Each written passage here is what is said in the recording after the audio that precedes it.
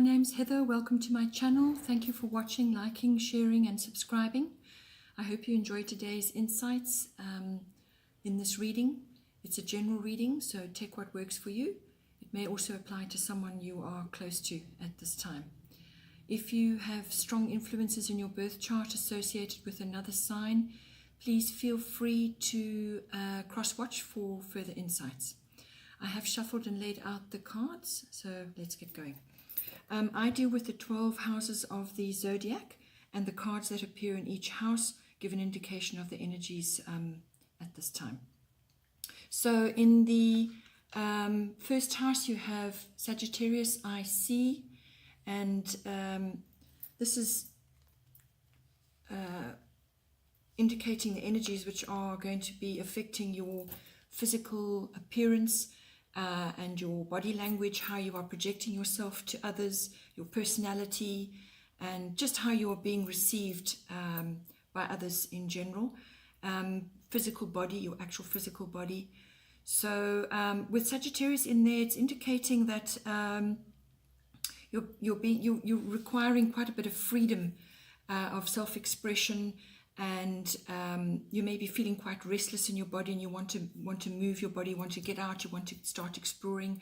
Sagittarius is quite an adventurous sign, so you may feel you are a Leo, so you're going to be you are quite bold and outgoing in any case, but it's going to be highlighted at this time. When it comes to how you project yourself, you're going to come across as freedom-loving, independent, curious, adventurous, and all of those things. You may want to start a new physical regime of some kind. You may just be wanting to shift things a bit, get out and about. And it could also be the way you are projecting yourself. Just bear in mind that with Sagittarius, they say what they think, whether it hurts somebody or not. Often they put their foot in their mouth. So just monitor that. By all means, harness the wonderful, lovely outgoing energies of Sagittarius, and bring that into your life. Just be aware that how you speak out, maybe just temper your words a little bit, and harness all the lovely qualities of Sagittarius, which is they love going out, they're enjoying themselves, they're sporty, they're outgoing, it's very social. Definitely the most social sign of the zodiac. So just be aware that sometimes they can actually just say what they think and not actually ponder the circumstances too much. Then in the second house you have Taurus. This is a very grounded, earthy sign, and it's a good sign to be having in your second house, which is the house of money, your self-worth, your values, and your ownership, whatever you might be owning. It's something that you want to purchase, your property, your land, and it can also be just possessions in general, whatever is beautiful to you and you desire it. That all falls under the second house. So it's income, your money. So you may want to just be thinking a bit about your current situation and your money, how it's coming in, how you are actually squirreling it away. Are you putting it in savings? Are you going to create a stable foundation? Because Taurians are superior at that. They really are. They work hard, and they gather their money, but they make sure that they've got money put aside for a rainy day. They like balance, they like stability, they don't like a lot of change. And in fact, being a Leo, you won't like change too much either. So make sure that your all those areas I've mentioned, your money coming in, your income, your values, and your self-worth is harnessing the best of Taurus, which is earthy, grounded, and balanced, and something put away for a rainy day. And they also love luxuries. Now, you also like luxuries, so just be careful when it comes to purchases and things that you don't go overboard. This is about creating financial stability and a feeling that your values are, you've got your values, they're grounded, they're stable, and that they're working for you. Then in the third house you have Virgo. I analyze. This is another earth sign. and it's ruled by Mercury as well. So your third house is all to do with communication of all kinds, and that can be verbal, written, it can be contracts, it can be social media, what you're posting, all forms of communication, including body language.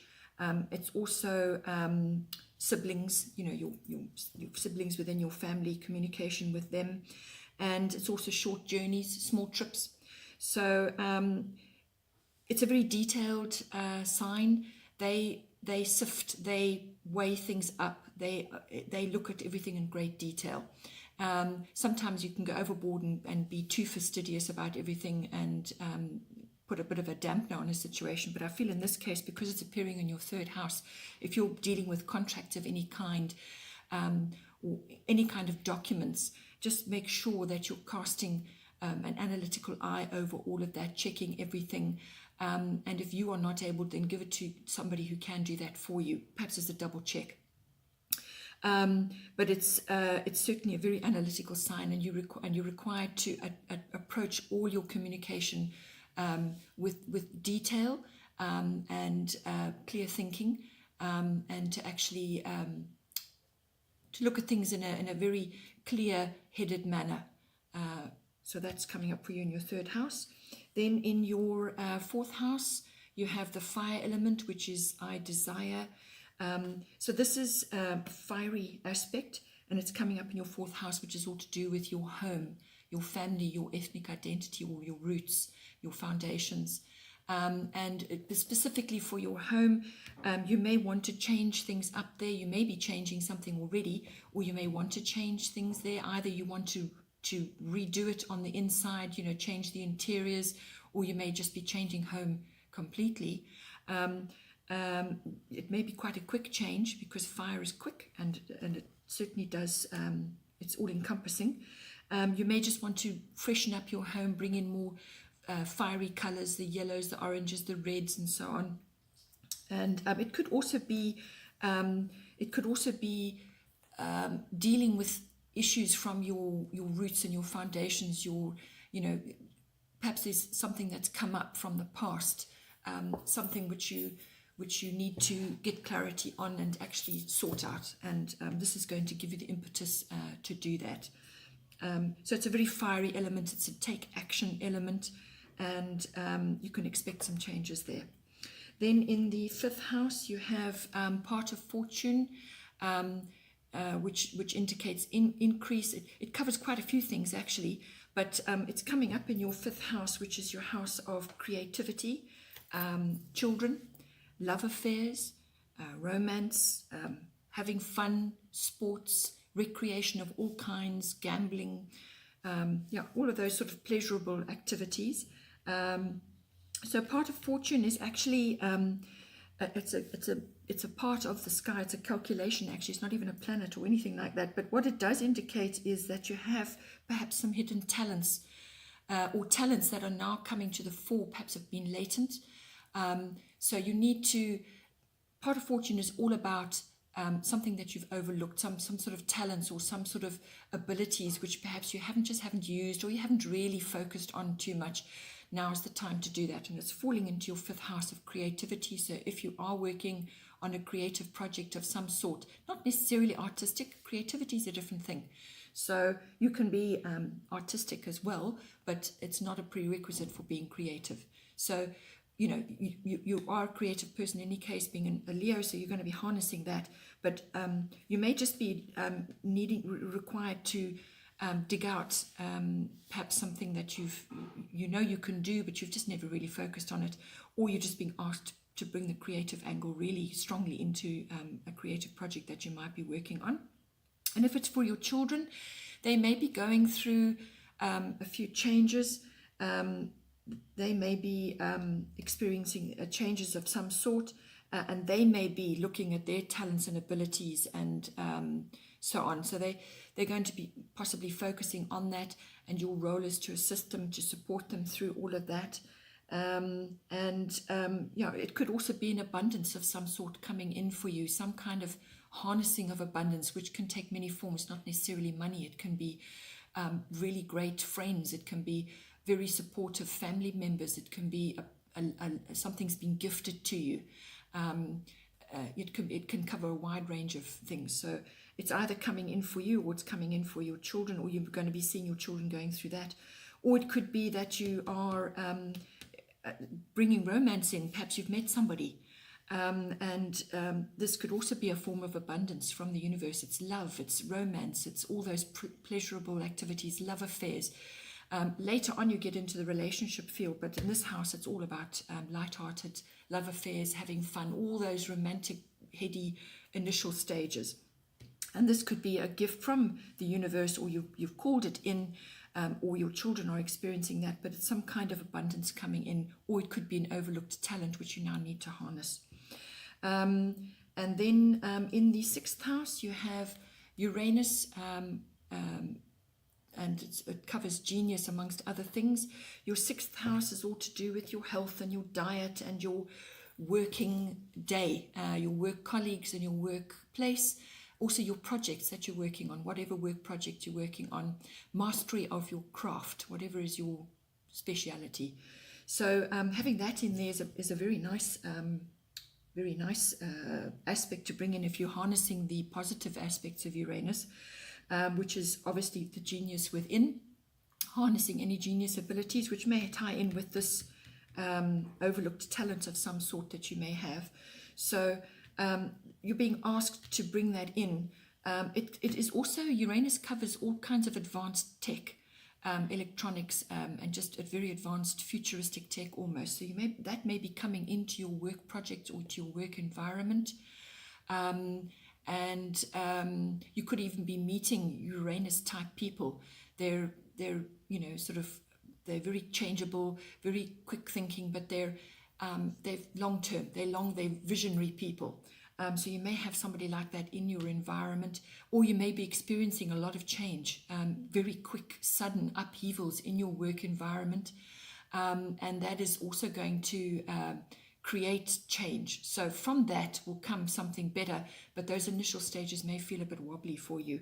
But you may just be also having to tackle some kind of project which involves more advanced tech than what you are used to. It could even just be a massive phone upgrade, but when it falls in your 6th house, it's to do with your work colleagues and your workplace and your work projects. It's also to do with health and diet. So you may go through a bit of an upheaval, some kind of upset to do with your health. It's very quick. This Uranus strikes like lightning. So you can be doing something 1 minute and the next minute everything's changed. So it also covers the circulatory system, your nervous system, and so on. So if you are overdoing it in the work environment and you're starting to feel frayed around the edges, you may have a sudden shift of some sort, or be compelled to make a very quick, swift change through circumstances. So, examine, look after your health, look at your diet, be fastidious about what you're doing. And if you have to do research on that and actually take to the internet to find working solutions for you, we are all different, we're all unique. So you may want to look at that. It also covers the house of pets as well. So you could be having a few changes to do with pets there as well. Then we have the 7th house, which is Pisces, I believe. This is the house of partnerships of all kinds, whether it's personal, one-on-one, committed relationship between yourself and a partner, or it could be a business partner. It covers all of that. And this is the deeper relationship. So the 5th house covers love affairs, which is the initial stage, and then you move to the actual deeper relationship, committed relationship between two people. So you could be having a bit of a crisis of faith, or you could be asked to have faith. Pisces, I believe. So those elements may be coming into your relationship, or you could be attracting somebody who is quite Piscean in their ways, their characteristics, and the way they are in a relationship. It could be quite a watery sensation. It can be lovely, it can be beautiful, it can be transcendent. Pisces is ruled by Neptune. There's a lot of imagination, a beautiful relating, actually. It could even signify somebody who's incredibly special. It could even be somebody really, really special in your life with a very deep connection. but there is always the other side of it. You could be involved with somebody who is grappling with perhaps your deeper relationship is a little bit confusing to you, or it's not clear, or there are issues of your relationship which are not clear. You may need to put boundaries in, because Pisces, they go with the flow. It's a water sign, and sometimes they can undo all the work that they've done. So just think about your own personal desires and needs, but you may have to surrender a few things for the greater good of the relationship. And especially if you've got Sagittarius appearing in your first house, this is your opposite of your seventh house. So how you are coming across to others is going to be very Sagittarian, outgoing, freedom loving. You may feel very restless, and yet in this relationship house you've got Pisces, which is all about going with the flow, plumbing the depths, and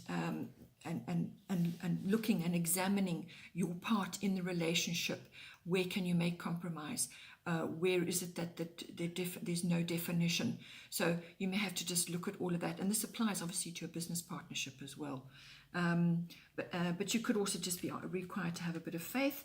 And if this is somebody very special in your life, well, then you have to temper all the other aspects of yourself to best accommodate a higher relating, and not slip into drama and negativity or self-undoing. Then we have in your 8th house, which is Scorpio, I transform. This is in its own house, actually. Scorpio is the 8th house. So if you are involved in a transcendental kind of relationship, or a very deep relationship which is going through all the Piscean issues, Scorpio, I transform, is going to require of you quite a bit of transformation when it comes to joint finances, anything shared between committed partners, your resources. There's going to be some sort of transformation going on there. Scorpio is all about sex and power and money, and also ego death and rebirth. So if you may have to look at this in a higher aspect when it comes to your deeper relationship, what is actually going on. Get clear about your part in the relationship and so on, and then you will have clarity when it comes to knowing what to do with all these deeper issues between the committed partners. So if you are not in a relationship, then this is just being a bit, bringing in the finer qualities of Pisces into any relationship that you may want to have, and then also transforming your views about sexuality and about sharing resources, and you may also be attracting a very passionate relationship as well, and also it could be, as I said, some sort of ego death and then transformation. This house also covers, as I said, money, but it's big money. It's things like inheritances, insurance, tax, and investments, other people's money. So you may be working in that environment, and you may be dealing with other people's money, and there's some kind of issue which is going to come to the surface, and it's going to require dealing with. It could also be significant loss or gain. So the death of something and the rebirth of another thing. So just make sure your ducks are in a row. If you're handling other people's money, just make sure your ducks are in the row, and that you're handling things with your feet on the ground, and with your integrity intact. But there's definitely transformation of some kind going on there.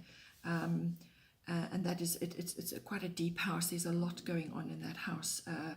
And all those issues, sex, money, power. You may be wielding a lot of power in a relationship, or your relationships with others, to do with money, and that requires some transformation. You may also, if it's a deeper relationship, there may be hidden at this time. It may not be public knowledge that you're in this relationship, or something could come out as well to do with any of those issues. Then we have the 9th house, which is Jupiter. And this is all to do with abundance. And this is its own house as well, so powerful place for it to be sitting. And the ninth house is all to do with international travel, so long distance travel. It's to do with publishing, it's to do with religion, your beliefs, and the media. It's also legal, the law. It's also about teaching. So if you are going through some kind of transformation when it comes to finances, it could even be a divorce. If there's something going on here, then Jupiter in this house it bodes well for that. Jupiter brings abundance, it brings opportunity, it brings good luck, and it brings happiness, joy. It lightens things up. It's the jolly planet. It's also about having fun and so on. So if you're going on a trip, or you may get a windfall which allows you to go on a trip, but it will be a happy trip which you're going to enjoy. It could also be, just as I said, abundance coming in, or an opportunity to do with all the ninth house aspects. It's also higher education. So you could receive a bursary or some kind of abundance coming in to enable you to study further. And it's also about philosophy and about beliefs. So you could have an epiphany of some sort. And it's also about exploration, adventure. So you could be harnessing adventure in any one of those ninth house aspects. If you're publishing something, or you want to publish something, you're going to, Jupiter's a wonderful, boost to be having in there. It's going to give you a boost. So there's a lot to help you with that. It's a lovely aspect to be having. It's also the gaining of wisdom. So it could be wisdom in any of those aspects. Then in your house of career, you have air element, which is communication. This is career, your reputation, your public status, and just your general your fame. If you're in a position of fame, or in the limelight in some case. Air element is all about communication. So this is communication waves, if you want to look at that. So this can harness all kinds of things to do with radio, internet, anything like that. So you need to work your communication, whatever aspects you're bringing, you need to work that to actually further your career, to elevate your status and your fame and your reputation.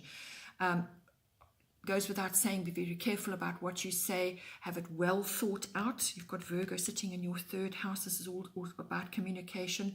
It must be well thought out. You must have a really good detailed way of getting yourself across, and it needs to, if it's going to be reaching the masses, well, even more so, be very careful about what you're saying and what you're putting down in legal terms. But it could also be just a change of career or some kind of shift where you are required to perhaps harness more abilities in the communication field. It could also be more tech coming into your career, or you're going into a position where there's more tech, or a tech career just in itself. So it's something to do with that. It's harnessing all the air elements and putting them to use in your in those environments. Then you have in your 11th house, you have the earth element, which is stability. And this is the 11th house is all about your hobbies and your interests. It's your friendships and also your hopes and wishes, and it's to do with your networks and your groups that you're members of. So with this coming in, it's quite a grounded element actually, and you may just feel quite settled in those areas of your life. You maybe feel that it's working for you. There's stability there, and perhaps just good friendships. You've got stable, supportive friendships. Your networks may be supporting you, and your groups where that you're part of. You may just feel quite satisfied with that, and just stay grounded and harness all the earthy stability and Obviously, if it's money related, keep your feet on the ground. And when it comes to what you're projecting outwards, just be aware that, in your friendship cycle, that you are, amongst your friends, that you keep it real. Keep it real. Then in the 12th house, you have Leo, which is I will. And this is a very sunny, fiery sign to be having in your 12th house, which is essentially a water house. It's the house of the unconscious. It's the house of retreat, withdrawal, solitude and reflection, seclusion, all the spiritual, your deeper spiritual life, meditation, mysticism and healing as well. And if you're going the other way, it's escapism, drugs, addiction, all those sorts of things. But with Leo coming in there, Leo has a lot of integrity and strength. So you may need to harness that in any one of those areas. Or it could just mean that you may need to take a bit of a retreat or a withdrawal and go to a nice sunny place, a warm place where you feel happy. Or it could be that you need to visit somewhere which is, going to enhance your creativity. You need to harness all the sunny aspects of that, or you may be required to bring it in to an area where you are visiting. And this, the 12th house is all about institutions of all kinds. So this can be hospitals, it can be universities, libraries, government departments, any kind of institution, banking. It can also be prisons. So if your career is in any one of those places, you may be in the spotlight of some sort, because Leo is about that, like to be the center of attention, but the spotlight may be on you, or on the work that you're doing, or you may decide to change something and change things up and move in a slightly different direction. Or you could just be required to bring a sunnier, positive, perhaps slightly quirky view on any one of those areas which falls under the 12th house. Okay, Leo, well, enjoy the rest of your month, and I will see you at the end of that going into June.